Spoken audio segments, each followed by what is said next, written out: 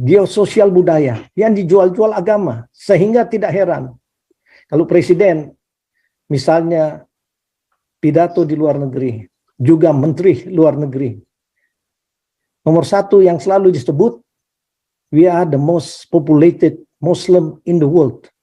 Ini sebenarnya memalukan kalau kita kembali kepada pengertian kesadaran bahwa kok agama yang dijual.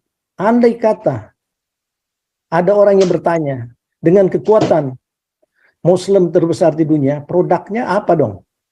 Ini membutuhkan kasih sayang karena tidak ada orang tua.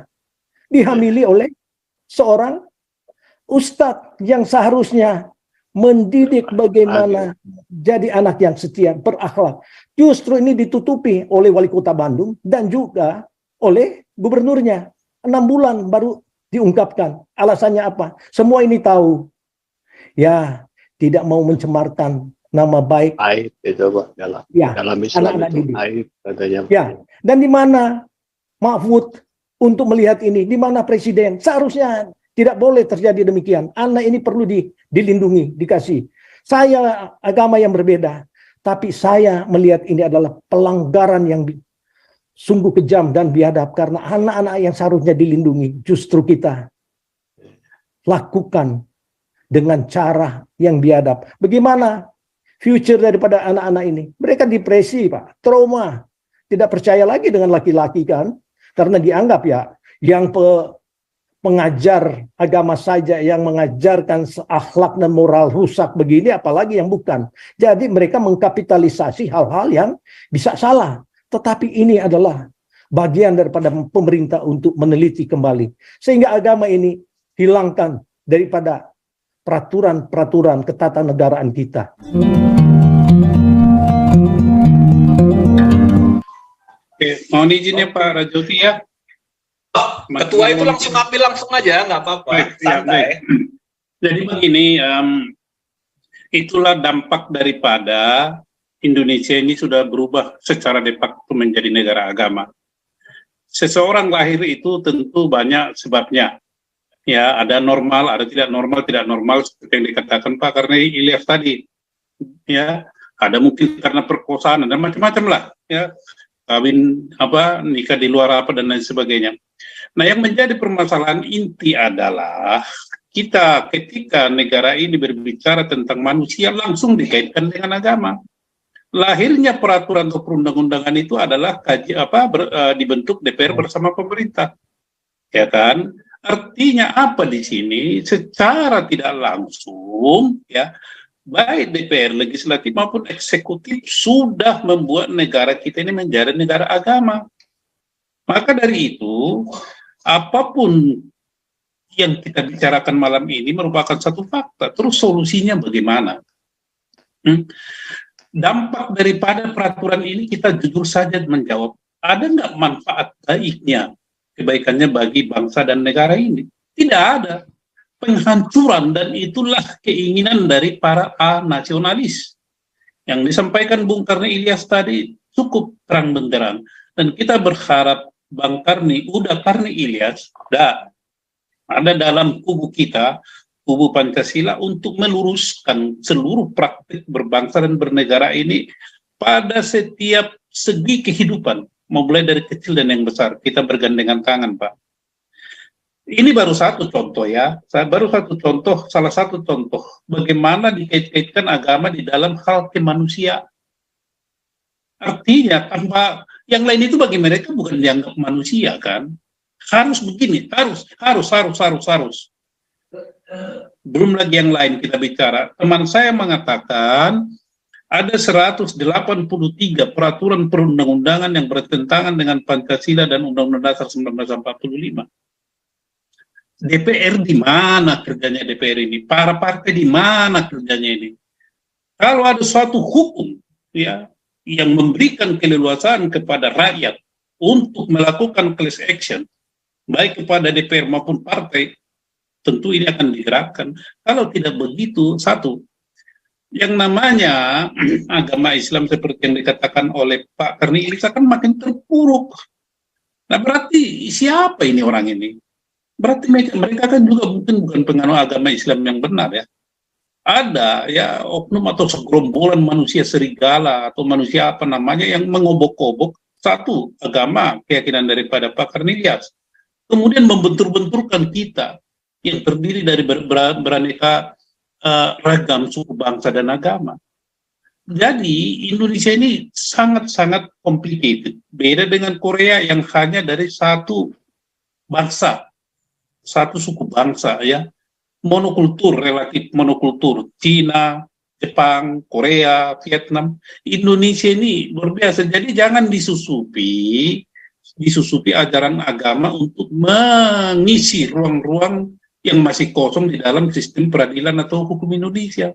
Ini yang saya bilang. Nah, ini sekarang situasinya udah begitu, Pak. Kita berkewajiban menjaga jangan negara ini terjerembab di bawah kepemimpinan seseorang yang justru memperparah, ya seolah-olah memperbaiki, tapi justru memperparah, menjerumuskan, ya seperti keyakinan Bapak tadi, dan dibentur-benturkan. Kewajiban kita bersama menjaga. Inilah yang saya sampaikan supaya duduk masalahnya. Yang disampaikan Bu Linda itu cukup bagus sekali ya. Ini peringatan. Karena banyak seolah-olah baik padahal tidak baik. Tanggung jawab kita bersama. Dan ini penyelenggara negara yang harus ambil alih ini persoalan. Tugas daripada penyelenggara negara dan pemerintahan apa? Melindungi segenap bangsa, melindungi termasuk anak bayi yang dilempar di got, di apa itu dibuang. Harus dilindungi, bukan ditanya dulu agamanya kan. Nah sampai di sini dulu kita dialektikanya Pak Karni Ilyas, saya berkepentingan kami ya, kitalah semuanya untuk berkomunikasi lebih lanjut di luar dari Jumili nanti, supaya ada tindakan-tindakan konkret kita di masyarakat Pak ya. Sehat selalu Bang udah Karni Ilyas juga ya, yang lain-lain juga Bu Linda, yang lain-lain yang sangat kritis memberi masukan. Oke lanjut Pak Radyoki. Lanjut, sekarang kalau gitu Pak Robert lah, dari Amerika. Silakan Pak Robert. Robert. Oh, shalom. Oke. Pak Rajauti, terima kasih atas kesempatannya. Jadi kita kembali kepada topik Pak ya, mengenai tuntutan-tuntutan kita Pak. Sebenarnya dalam Zoom ini kan kita ingin untuk menyampaikan kepada pemerintah untuk merubahlah sistem di Indonesia yang diselewengkan karena agama. Karena agama ini menjadi penentu ketatanegaraan kita yang membuat ya nasib kehidupan di Indonesia juga adalah agama, karir, pekerjaan, kepangkatan, dan lain-lain, semua agama. Orang melamar kerja, nomor satu ditanya agama. Masuk sekolah, semuanya agama.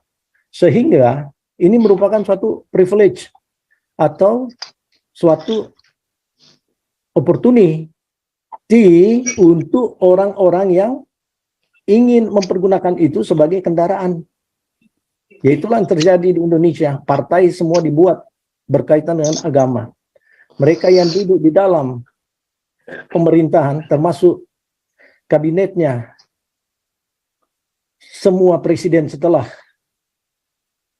reformasi, semuanya menuju kepada agama, apa yang jual, ya termasuklah yang diangkat baru-baru ini juga ya, Menteri Pariwisata, menjadikan pariwisata halal. Itu gimana? Langit itu di steril, dan juga tempat-tempat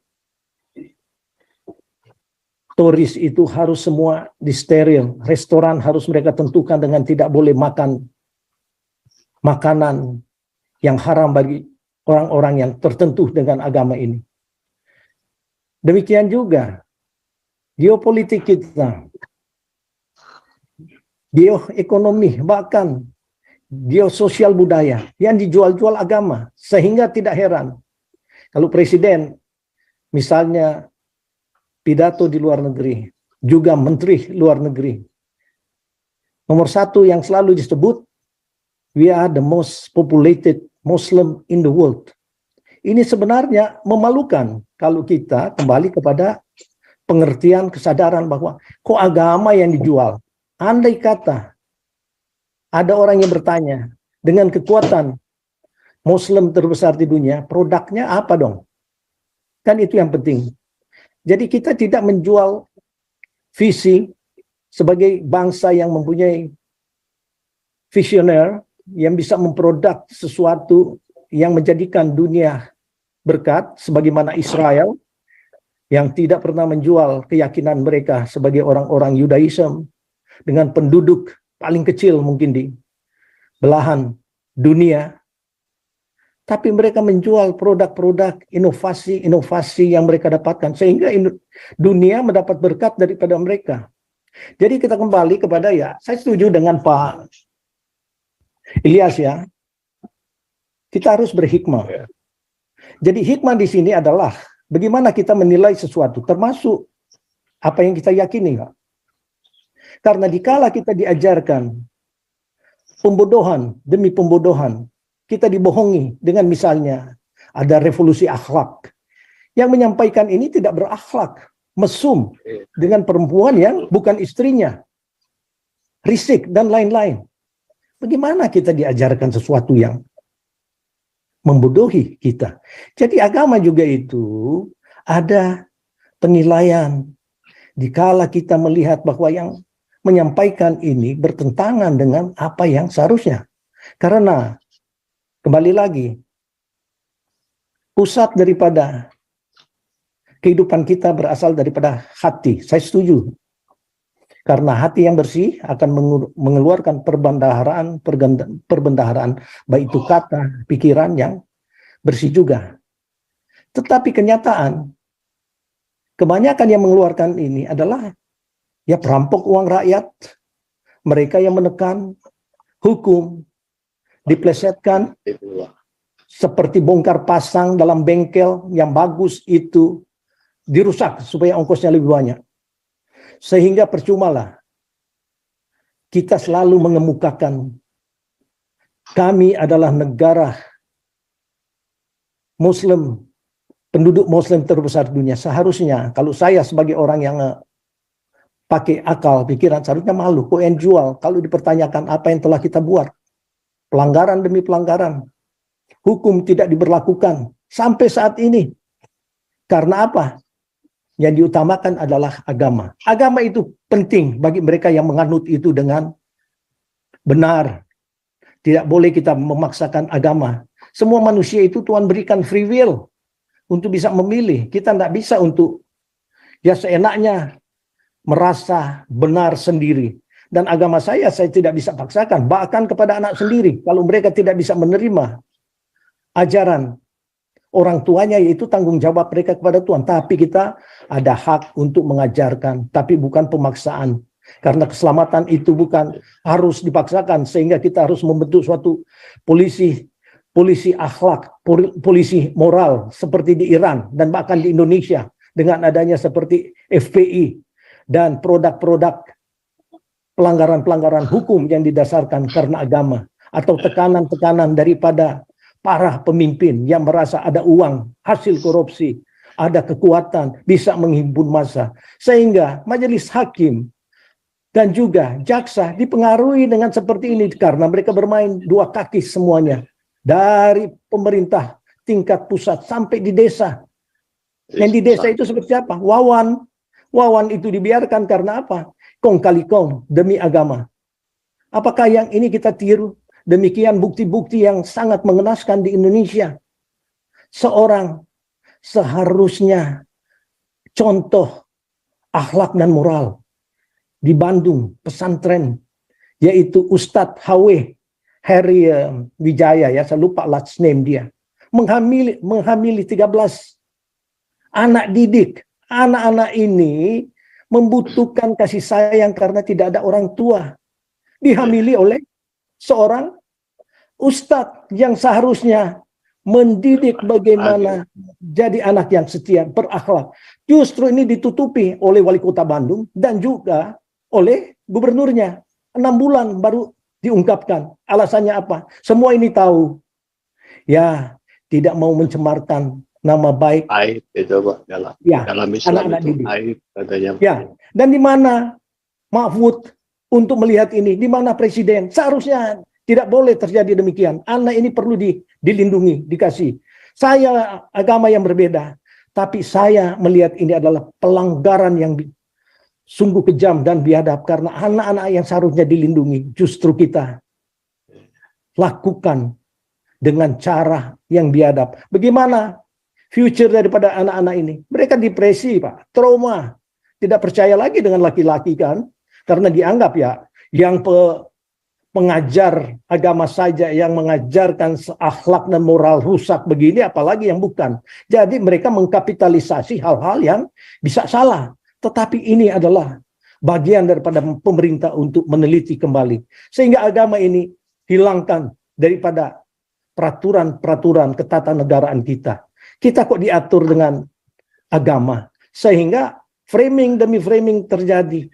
Seorang ahli bedah di Indonesia tidak pernah diangkat karena agama. Akhirnya dia pindah di Singapura. Ini ada videonya beberapa bulan lalu. Dia berani mengatakan ini karena yang merasa harus mengungkapkan. Dan berapa ribu orang-orang yang seperti ini takut bicara, tidak mau mengekspos. Oleh sebab itu, kita di sini ya, saya bersyukur ada Pak Karni di sini sebagai balancing kekuatan pandangan kita di sini. Jadi bicara soal hikmah, di dalam Kristen itu diajarkan, Pak. Jadi dalam Proverbs 1 Proverbs verse 7, Pak ya. Jadi Amsal 1 ayat 7. Pengetahuan pertama adalah untuk mengenal hikmah, dan pengetahuan adalah takut akan Tuhan. Jadi kalau kita mendasarkan ini takut akan Tuhan, sehingga dunia ini bisa aman. Karena apa? Menyalahgunakan kedudukan, duduk di dalam posisi tidak memperhatikan rakyat tapi mencuri uang rakyat, membuat kroni-kroni oligarki yang rusak. Nah, inilah tanggung jawab dari pemimpin negara, sehingga tidak boleh lagi kejadian seperti si Wawan yang biadab. Demikian juga saya tidak pakai kata-kata binatang, Pak ya, tapi biadab itu adalah bagian daripada bahasa yang memang bertujuan untuk mengingatkan bahwa kebiadaban ini adalah sesuatu yang harus diperangi oleh manusia yang beradab. Itulah kira-kira. Dan kemudian Yahya Waloni, bukankah dia dengan senang hati menabrak anjing, lambit teriak-teriak? Dan yang konsumsi pandangan-pandangan seperti ini siapa? Ya, umat-umat yang dibodohkan. Oleh sebab itu saya yakin masih banyak orang-orang Islam seperti Pak Karni Ilyas, ada juga ya anak muda yang saya setuju nonton dia itu, Alifur Rahman, dia menentang dan dia berani untuk melawan SBY sebagai ya kroni daripada perampokan uang rakyat atau korupsi. Demikian juga sebagian daripada Cokro TV. Kita membutuhkan semuanya ini untuk mencerdaskan pemerintah, dan saya harap Pak Jokowi janganlah hanya dengan ucapan belaka, berhati-hati, berhati-hati. Hati yang keluar daripada ketegasan Bapak itu dibutuhkan. Sehingga si Wawan ini, dan juga kami ingin mendengar kalau misalnya si HW yang menghamili 17 santri di pesantren Bandung itu dihukum seberat-beratnya, karena ini pelanggaran bukan hanya dari segi kemanusiaan, tapi juga di dalam pertanggungjawaban sebagai anak bangsa yang biadab. Jadi itu saja mungkin yang ditutupi oleh siapa ya, Kamil, Gubernur Bandung. Siapa Pak? Ridwan Kamil, iya betul. Dan demikian juga oleh wali kotanya Bogor. Ini sebabnya apa? Karena dilindungi oleh pemerintah. Makanya selalu saya kembalikan, sistem kita rusak, Pak. Karena yang dijual-jual agama, termasuk yang dijual ke luar negeri. Apa artinya? The most populated Muslim in the world. Sebenarnya kalau saya, agama itu saya malu. Karena apa? Produknya tidak ada. Kalau kembali dengan ya Israel atau bangsa-bangsa lain, bahkan kita kalah dengan kalau bicara ekonomi. Kalah dengan Myanmar mungkin sekarang, Pak. Jangan dibandingkan dengan Vietnam. Kalau bilang ya, oh kita baru merdeka. Kita memasuki 78 tahun merdeka. Kalau dibanding dengan Vietnam, yang diobrak-abrik perang 67 sampai 73. Jadi di sini mungkin masukan saya. Jadi terima kasih Pak Raja Huti. Kau bilang kau menang debat, lawan domba yang sesat. Kau bilang banyak yang tobat.